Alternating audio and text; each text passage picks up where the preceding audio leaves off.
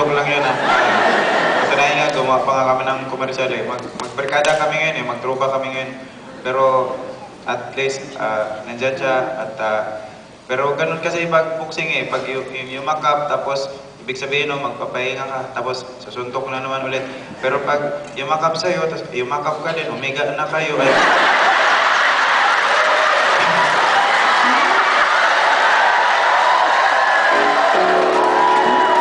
iba na ang ibig sabihin.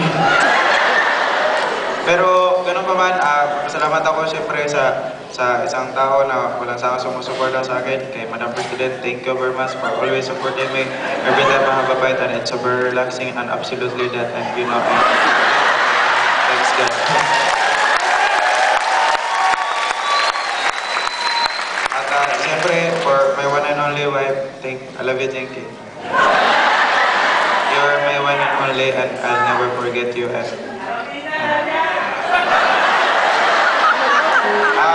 sa mga lumalabas po lang chismis na nalik daw kay Arami na hindi po, wala pong katotohanan yun. Minsan lang po. Doon pa lang.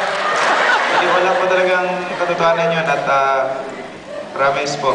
At yun ay siyempre dahil may gagawin lang kami pelikula para siyempre ano lang naman namin yun eh. At natutuwa din ako sa mga kamag-anak ko na walang sawang sumusuporta sa akin pag may laban. Kaso nga lang, medyo mahirap lang pag nanalo ko, tatawag ka agad sila para sa pasalubong ko. Nang kamakailan nga, parang kamuntik na kami mag-away ng nanay ko kasi nagpapabili siya ng kotse. Eh, akala ko, pag pinabibili niya, kotse. Nabili ako ng maraming wallet, malita.